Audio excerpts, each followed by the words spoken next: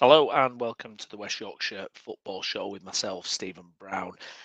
Just on to chat a little bit about Leeds United 3, Hull City 3. Just myself tonight, Jason Booker. A couple of things going off at the moment, so he can't make it on live with me at the moment, but sending my love to Jason. Hopefully we'll be speaking to him again shortly and get his thoughts on this game, because we've been texting back and forth throughout the afternoon, and I know he'd like to get some stuff off his chest about that one.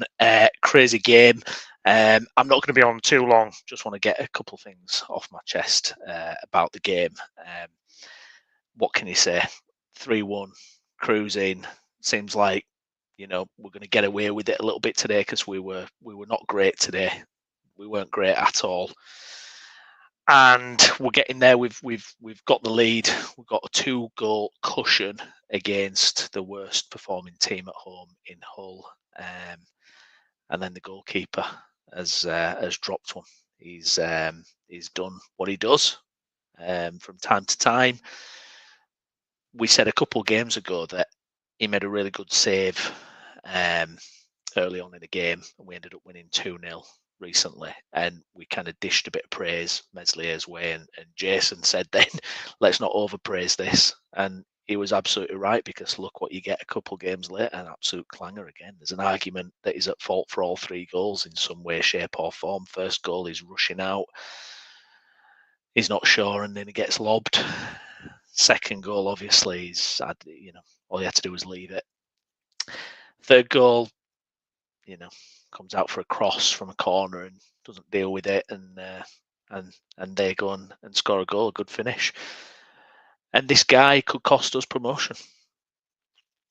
He could cost us promotion. I've been saying it since the start of the season. I've worked out that he's cost us about 9 points, I think. Opening day against Portsmouth, we're cruising, dominated, battering Portsmouth, and he lets one straight through him.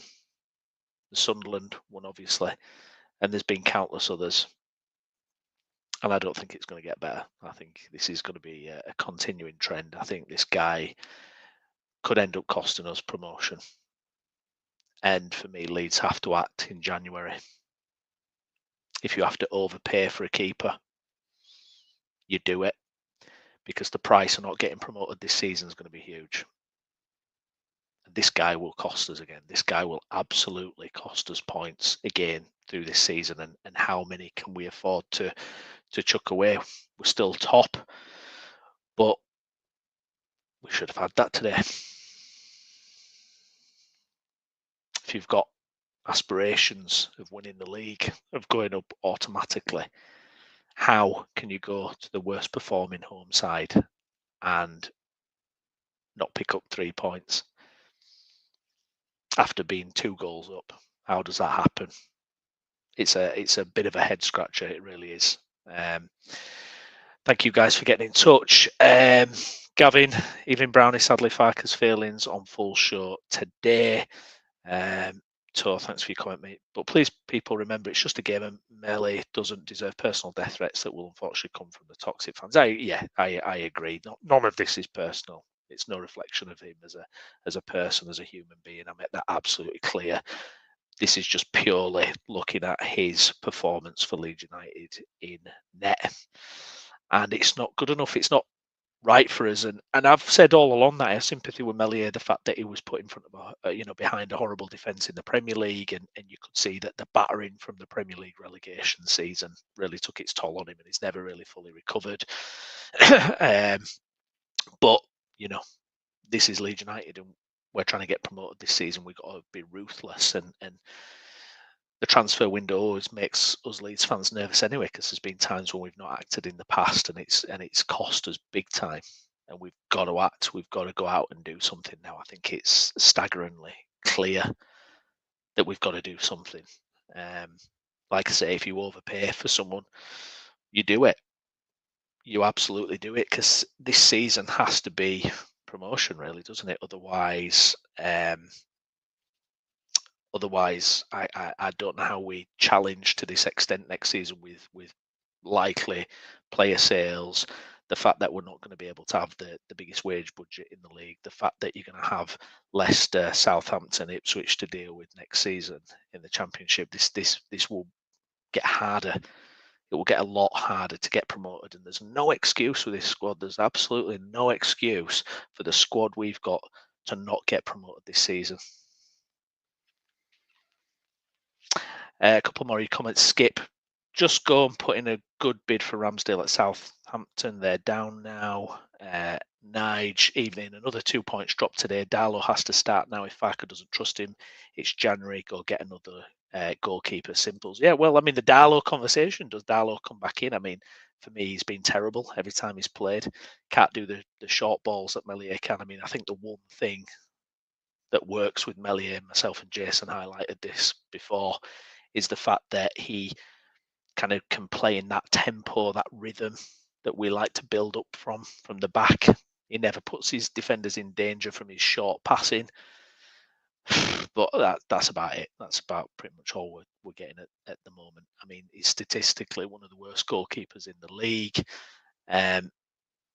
He doesn't face that much. Yet still massively underperforms. I think it's that time where you just look at it and go, we have to do something now. We have to be ruthless. We can't be sentimental Leeds United. We have to go and do something and risk it and pay the money and try and do something. There's got to be a keeper out there who can come in and help us and do better than this guy.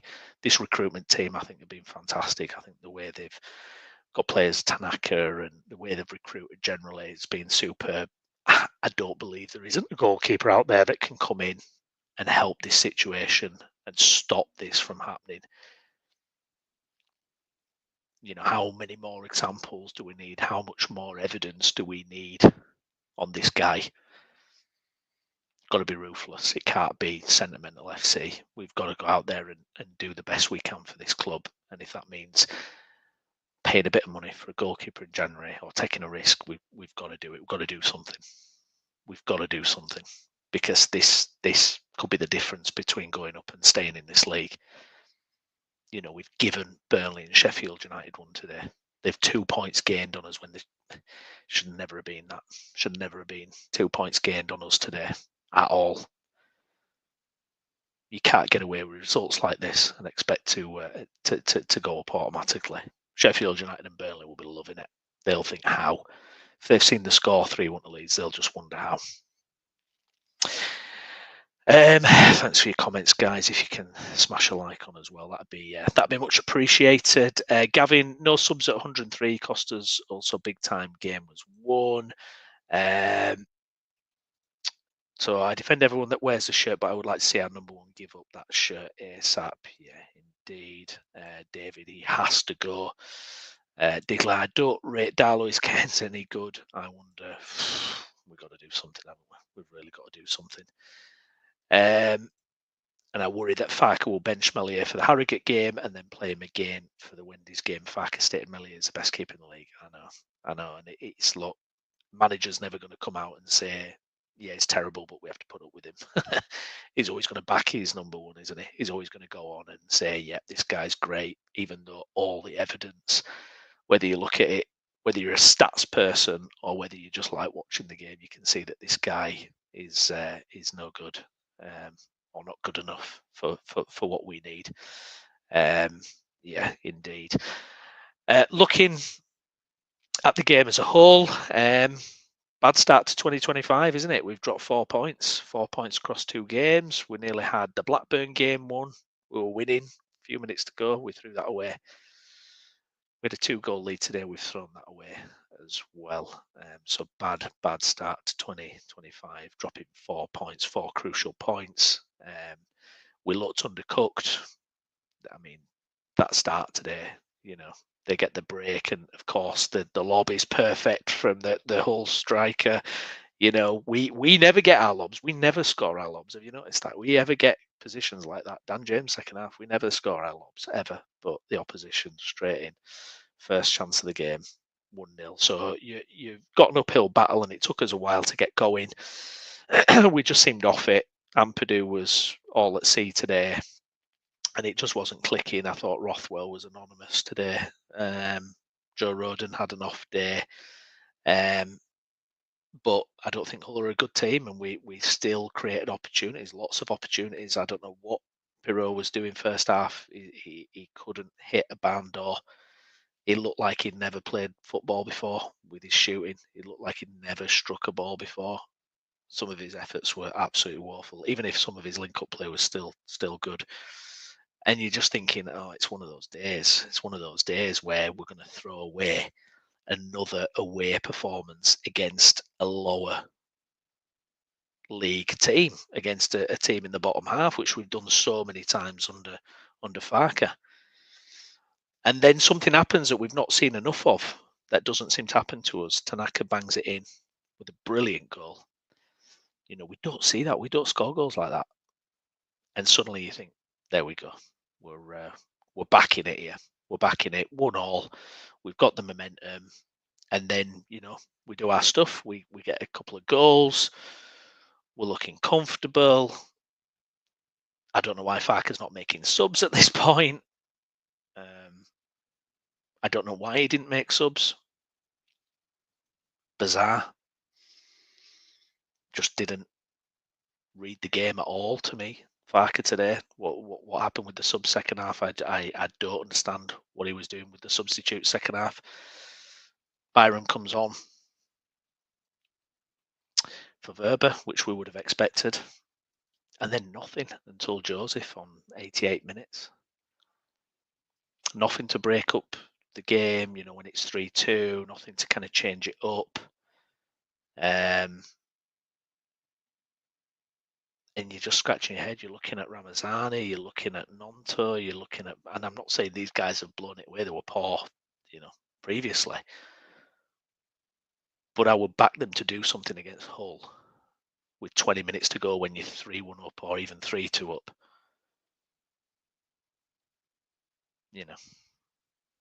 So Farker's at fault today as well. 100% for me. 100%. He's not had the players properly up for this today as well. It just looked lethargic. It looked sluggish. And yeah, it's on him. It's going to be on him if we don't get promoted. It's going to absolutely fall on Farker if we don't get promoted. 100%. No excuses with that team. No excuses. Glad he didn't take Solomon off today, who again I thought was our best player. He didn't do that today, but yeah, I thought he made some mistakes personnel-wise that second half, big time. 3-1 up. I mean, even when it goes to 3-2, just throw some subs on, just break the rhythm up, frustrate the crowd, just stop it. Do something. But we didn't get anything. Very strange. Very strange. Let's have a look. Nige, unless Farker sorts this out, I mean, our defence has no confidence in Meslier. Rodon was fuming at the end. Burnley and Sheffield United will go top soon, if not sold. Yeah, I mean, Rodon was absolutely fuming at Meslier. Absolutely fuming. If you look at that, Rodon turns round and absolutely berates Meslier. Rodon wasn't good today, but he's got money in the bank. He's got credit in the bank as Rodon, at least. If you're Rodon, you see your goalkeeper do that.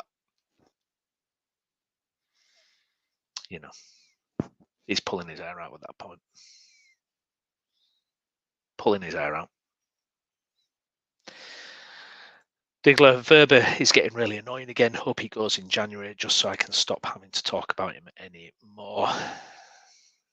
Well, I mean, the thing with Verba, he's not an attacking fullback, is he? He's not a win back. But we've kind of crowbarred him into this situation because we won't play Schmidt for whatever reason. So Verba comes in, who's probably not properly fit. You get some good things, you get some bad things. sometimes it looks like, yeah, he might be able to do a job there, and then other times you're just like, no.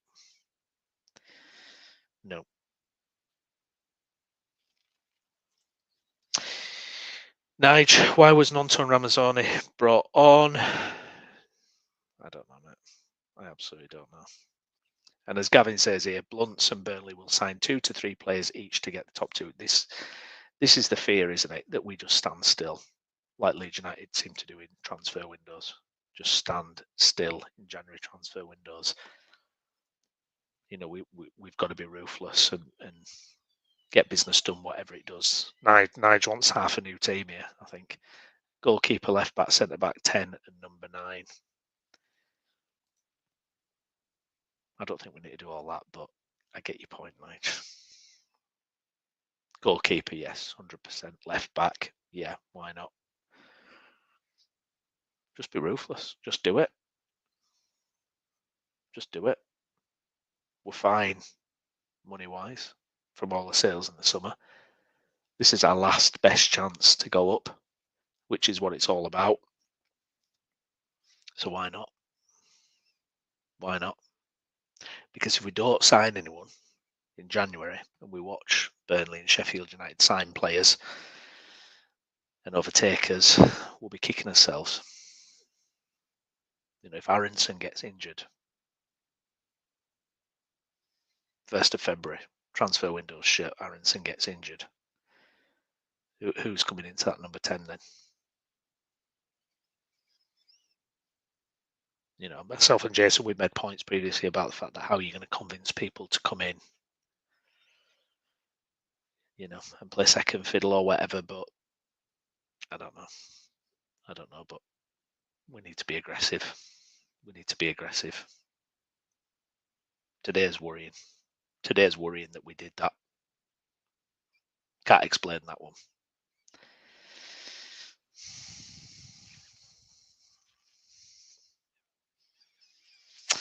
Let's have a look here. UFC. This is all on Farker today. Farker, a control freak and keeper best in the world in his eyes. Skip, I struggle to see us bringing in 2 players. And UFC 49ers can't be happy. Gavin, Aronson should have been rested today, and it showed. Well, this is the thing, isn't it? I mean, Aronson's clocking up some minutes. He's played every game. No rest for him. We don't seem to want to try anyone else in that number 10. We know it doesn't work with Pirro. We don't seem to want to try Nonto or anything like that in that position. It's just Aronson, and I feel for Aronson in that way because it's relentless. It's relentless for him, and I would like to see another option, a proper option there. Surely there's something we can do. Surely there's something we can do. That's what other teams would do. That's what ruthless teams do. They just go, right, we'll just take the player and we'll just bloat our squad. And if a few players get unhappy because they're getting even less minutes, then so be it. So be it. This isn't about players being happy. This is about us getting promoted.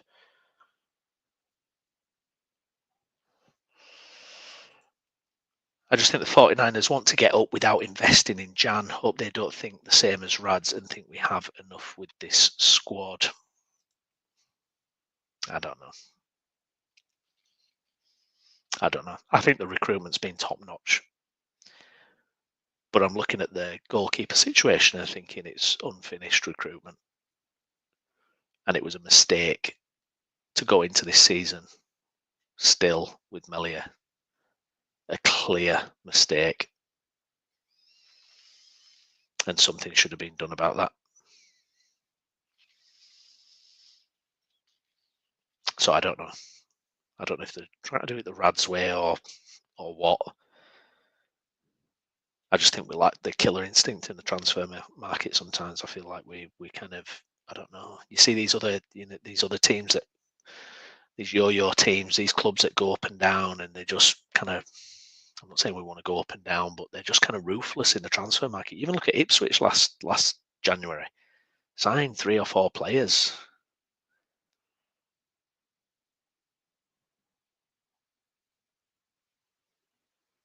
and we stood, practically still. Got Connor Robertson, I think. So yeah, I don't know. So this is not a proper match review, obviously. This is just some thoughts that I wanted to get out there because it's just frustrating. It's just really frustrating.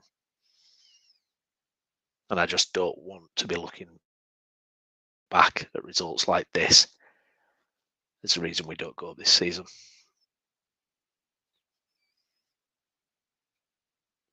Got to get a grip of this. 4 points dropped. 4 points dropped. And I was chatting with Jason in the group and he said, look, I can accept a draw against Blackburn at home. 1-1. Yeah, absolutely can accept that. Definitely. That's happened. But today, no. Today that was something else. That was just shooting yourself in the foot.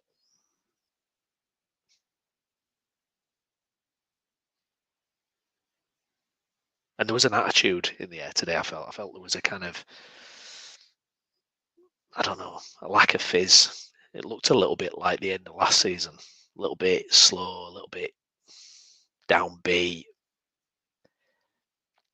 Should have gone out there today and completely dismantled Hull.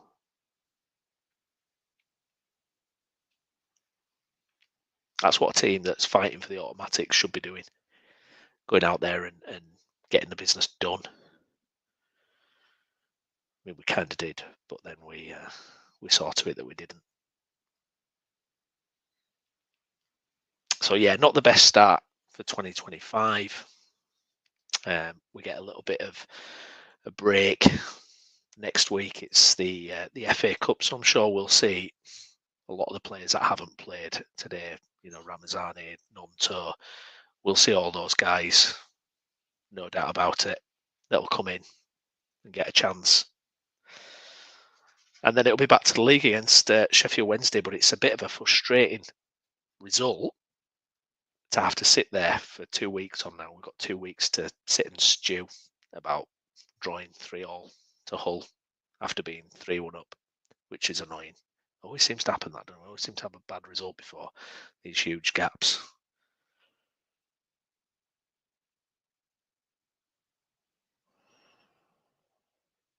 So yeah, we've got it all to do. We'll see. Transfer window's open anyway, so we'll see. We'll see if we decide to do anything. But for me, it's got to be a new goalkeeper. Has to be a new goalkeeper coming in.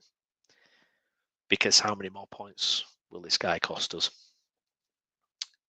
Whatever we say about Farker today, whatever we say about how lethargic the performance was, whatever, we were winning that game 3-1 today.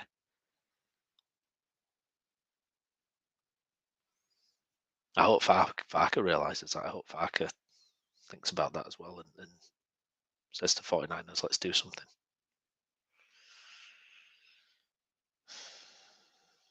But as David says here, he won't drop him. But more fool him, because how many more points is this guy going to cost us?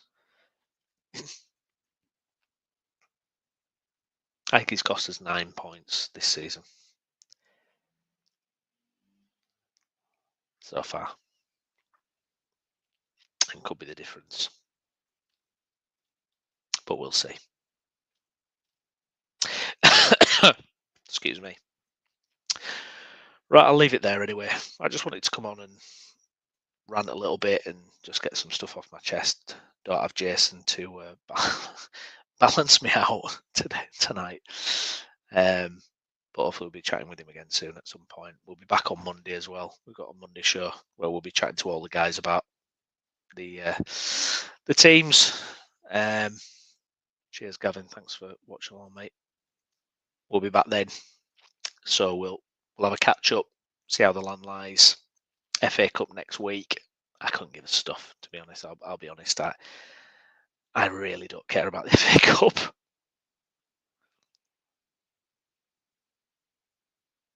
I mean, I do like the FA Cup. I would love to see us do something in it, but not this season. This season, it's won one goal, one target, and that's the Premier League. Ice is giving us something positive here. We've got to throw this up. On the plus side, we're still top of the league, and watching Burnley earlier, they are not brilliant, and neither are Sheffield United. Against us later in the year, they will play for a point and show up shot. Well, yeah, that's it exactly. We are still top as it stands. We are a better team, I think, than both of those. I've not been convinced by both of them when I've seen them, particularly.